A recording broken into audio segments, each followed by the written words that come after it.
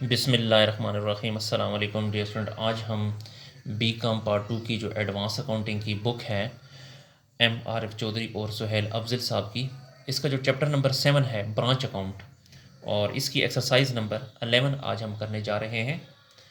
Dear student, आपको बताता चलूँ कि ये जो एडवांस अकाउंटिंग की बुक है एम आर एफ चौधरी और सुहेल अफजल साहब की, ये बी एस कॉमर्स में भी पढ़ाई जाती है और ए डी पी और ए डी सी में भी पढ़ाई जाती है। तो सबसे पहले हम एक्सरसाइज को एक्सप्लेन करते हैं। एक्सरसाइज नंबर 11 में कहता है, baby shoes of Lahore open a branch at Multan to which goods are invoiced at cost plus 25%। देखें यहाँ पे दोबारा ये कास्ट प्लस 25%, जब भी ये कास्ट प्लस लफ्ज़ आ जाए तो आपने इसको जो है इनवाइस प्राइस से कास्ट प्राइस पे लाना है। ठीक है, तो कहता है कि यानी ये भी 25 है तो आपने क्या लिखना है, 25 और 125। ये जब क्वेश्चन में सॉल्व करूँगा तो फिर आपको मैं ये समझा दूंगा।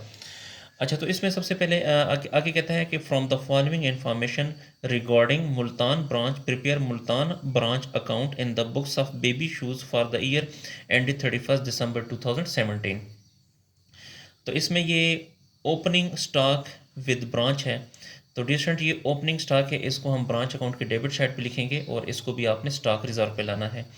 क्लोजिंग स्टॉक है, क्लोजिंग स्टॉक विद ब्रांच, इसको हम ब्रांच अकाउंट के क्रेडिट साइड पे लिखते हैं और इसको भी स्टॉक रिजर्व पे लाएंगे। और क्रेडिट सेल है, क्रेडिट सेल जो है मेमोरेंडम अकाउंट के डेबिट साइड पे लिखते हैं।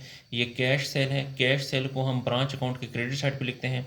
कैश रिसीव फ्रॉम डेटर, ये जो कैश रिसीव फ्रॉम डेटर्स है इसको आपने ब्रांच अकाउंट के भी क्रेडिट साइड पे लिखना है और डेटर अकाउंट के भी क्रेडिट साइड पे लिखेंगे। गुड सेंड टू ब्रांच है, गुड सेंड टू ब्रांच, इसको ब्रांच अकाउंट के डेबिट साइड पे लिखेंगे और इसको भी स्टॉक रिजर्व पे लाएंगे। Goods in transit on 31 December 2017। Distant, ये गुड्स इन ट्रांजिट है। उसके बाद डिस्काउंट अलाउड टू कस्टमर, ये जो डिस्काउंट अलाउड टू कस्टमर है इसको भी आपने डेटर अकाउंट के क्रेडिट साइड पे लिखना है। बेड डेट्स एट ब्रांच, इसको भी डेटर अकाउंट के क्रेडिट साइड पे लिखना है, क्योंकि डिस्काउंट और डेटर्स का जो ताल्लुक है, सॉरी बेड डेट्स का जो ताल्लुक है डिस्काउंट अलाउड और बेड डेट्स का ताल्लुक जो है ये डेटर से है, इसलिए इसे डेटर अकाउंट के क्रेडिट साइड पे लिखेंगे। Cash sent by head office to branch for, ये जो रेंट है, एडवर्टाइजमेंट, सैलरीज और सन्ड्री एक्सपेंसेस, ये चारों जो हैं एक्सपेंसेस हैं और एक्सपेंसेस को भी हम ब्रांच अकाउंट के हमेशा डेबिट साइड पे लिखते हैं। तो डिस्टेंट सोल्यूशन की तरफ चलते हैं जी। तो हमने ब्रांच अकाउंट बनाना है, ऊपर आपने नाम लिखना है मुल्तान ब्रांच अकाउंट और फॉर द ईयर एंडेड जो डेट होगी वो आपने यहाँ पे लिखनी है। एक्सरसाइज नंबर 11 है, चूँकि इसमें क्रेडिट सेल भी है इस क्वेश्चन में, इसलिए जब भी क्रेडिट सेल होती है तो मेमोरेंडम डेटर अकाउंट भी बनाते हैं। तो क्वेश्चन की तरफ चलते हैं। सबसे पहले है ओपनिंग स्टॉक विद ब्रांच 11,600। तो ओपनिंग स्टॉक है, डियर स्टूडेंट मैं आपको बताता चलूँ कि जब भी ब्रांच अकाउंट बनाते हैं तो ओपनिंग अकाउंट्स और एक्सपेंसेस और गुड्स सेंड टू ब्रांच हमेशा हम डेबिट साइड पे लिखते हैं, और इस साइड पे जो है क्लोजिंग अकाउंट्स और कैश सेल और इसके अलावा जितने भी क्लोजिंग डेटर होंगे या कैश रिसीव फ्रॉम डेटर होगा वो भी इधर क्रेडिट साइड पे लिखना है। तो सबसे पहले है ओपनिंग स्टॉक विद ब्रांच है तो डेबिट साइड पे लिखेंगे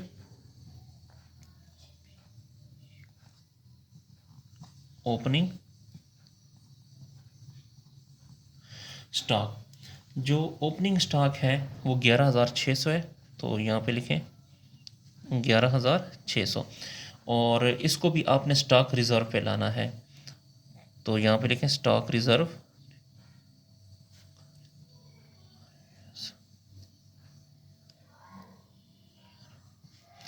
तो 11,600 का 25/125, ठीक है। तो 11,600 का 25/125 आएगा 2,320 जी। उसके बाद जो नेक्स्ट है क्लोजिंग स्टॉक विद ब्रांच 10,000। तो क्लोजिंग स्टॉक हमेशा हम क्रेडिट साइड लिखते हैं, तो यहाँ पे लिखें क्लोजिंग स्टॉक, वो 10,000 है तो यहाँ पे लिखेंगे, क्योंकि ये भी स्टॉक है तो इसको भी आपने स्टॉक रिजर्व पे लाना है, इसके बिल्कुल उल्ट साइड पे, तो यहाँ पे लिखें स्टॉक रिजर्व 10,000 और इसका 25/125 जी। 10,000 का 25/125 आएगा 2,000। आपने स्टॉक रिजर्व पे किस किस को लाना है? एक गुड्स सेंड टू ब्रांच को, ओपनिंग स्टॉक को और एंडिंग स्टॉक को। ये याद रखें, चाहे गुड्स रिटर्न हो, चाहे गुड्स सेंड टू ब्रांच हो, ओपनिंग स्टॉक हो, क्लोजिंग स्टॉक, ये चार चीज़ें इनको आपने स्टॉक रिजर्व पे लाना होता है जी। उसके बाद है क्रेडिट सेल है 30,500। तो क्रेडिट सेल हमेशा हम मेमोरेंडम डेटर अकाउंट के डेबिट साइड पे लिखते हैं, तो यहाँ पे लिखें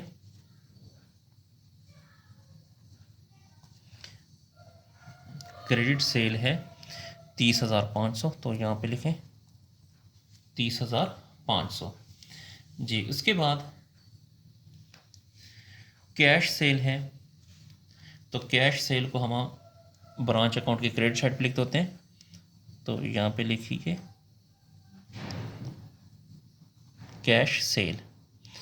कैश सेल है 9,450 9,450।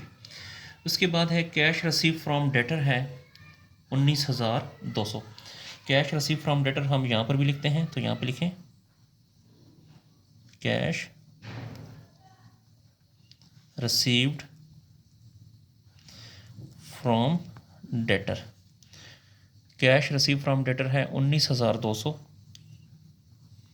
और इसको आपने मेमोरेंडम अकाउंट के क्रेडिट साइड पर भी लिखना है। कैश रिसीव्ड फ्रॉम डेटर 19,200, क्योंकि इसका ताल्लुक डेटर से भी है, इसलिए इसको क्रेडिट साइड पर भी लिखेंगे जी। फिर इसके बाद गुड्स सेंड टू ब्रांच है। गुड्स सेंड टू ब्रांच हमेशा डेबिट साइड पर आएगा, तो डेबिट साइड पे लिखें goods send to branch. Goods send to branch है 18,700, तो डेबिट साइड पे लिखें 18,000 और 700, क्योंकि ये भी गुड्स हैं, इसको भी स्टॉक रिजर्व पे लाएंगे, तो यहाँ पे लिखें उल्टे साथ पे स्टॉक रिजर्व 18,700 मल्टीप्लाई 25/125, तो इससे आ जाएगा 3,740 3,740 जी। फिर है डिस्काउंट अलाउड टू कस्टमर और बैड डेट्स, इन दोनों का ताल्लुक डेटर से है, तो इसलिए इसको डेटर्स अकाउंट में लिखेंगे। याद रखें डियर स्टूडेंट कि जब भी हम डेटर अकाउंट बनाते हैं तो डेबिट साइड पे सिर्फ क्रेडिट सेल और ओपनिंग डेटर होता है, बाकी डेटर से मुताल्लिक जितने भी अकाउंट्स होंगे वो क्रेडिट साइड पर आएंगे। तो यहाँ पे लिखें डिस्काउंट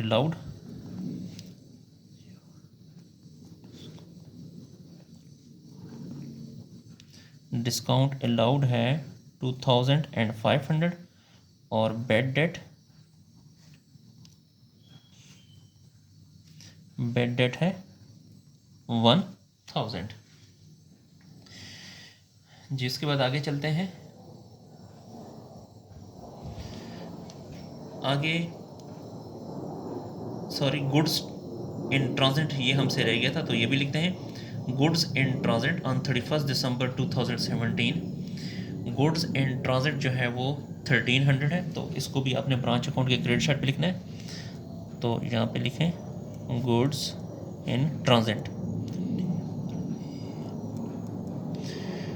गुड्स इन ट्रांजिट है 1,300, क्योंकि ये गुड्स है, इसकी वजह से इसको भी आपने स्टॉक रिजर्व पे लाना है, तो इसके उलट साइड पे स्टॉक रिजर्व 1,300 का 25 1/25, तो ये आ जाएगा 260, यानी 1,300 को 25 से मल्टीप्लाई करेंगे, जो आएगा उसको 1/5 पे डिवाइड करें, तो ये 260 आ जाएगा जी। फिर रेंट एक्सपेंस है, और रेंट एक्सपेंस जितने होते हैं वो हमेशा अपने डेबिट साइड पे लिखने हैं, तो रेंट जो है वो 1,500 है, तो डेबिट साइड पे लिखें रेंट है 1500। उसके बाद एडवर्टाइजमेंट, ये भी एक्सपेंस है।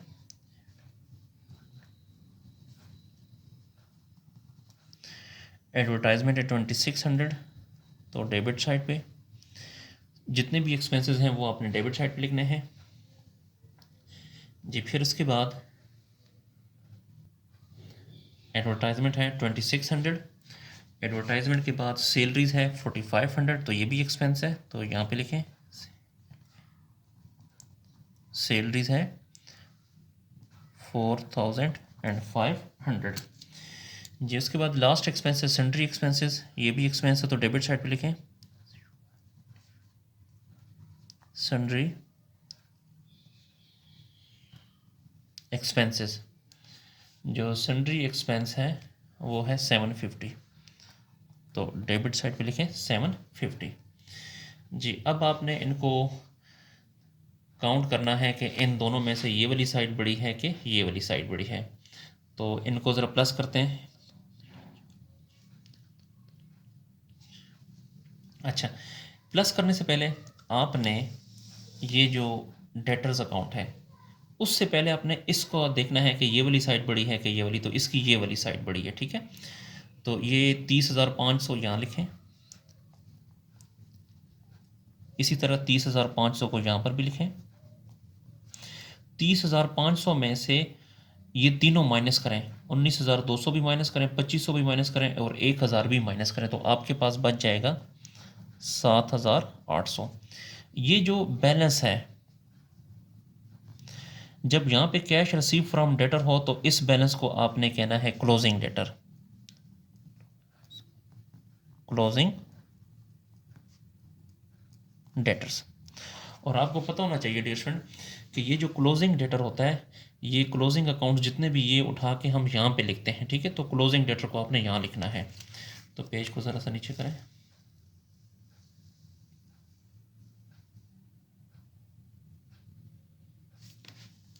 तो यहाँ लिखें closing debtor,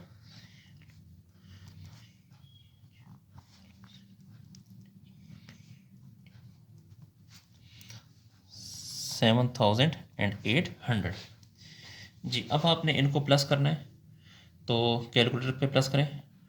2,320 plus 10,000 plus 9,450 plus 19,200 plus 3,740 plus 1,300 और प्लस 7,800, तो इसके प्लस करने से आता है 53,810, 53,810। इसको यहाँ पर भी लिखें 53,810। अब इसमें से ये तमाम अमाउंट माइनस करें, यहाँ से लेके यहाँ तक, इसमें से ये तमाम अमाउंट माइनस करें जी। मैं दोबारा बता देता हूँ कि 53,810 में से यहाँ से लेके यहाँ तक जो अमाउंट है ये सारी माइनस करें, तो आपके पास बाकी अमाउंट बच जाएगी 11,900। इसे आपने प्रॉफिट कहना है, प्रॉफिट। तो इसके साथ ही डियर स्टूडेंट हमारा जो क्वेश्चन है वो कंप्लीट हुआ। डियर स्टूडेंट, अगर आपको मेरी वीडियो पसंद आ रही है तो मेरे चैनल को लाजमी लाइक करें और सब्सक्राइब करें और इन वीडियोस को अपने दोस्तों के साथ शेयर करें ताकि वो भी इससे फ़ायदा हासिल कर सकें।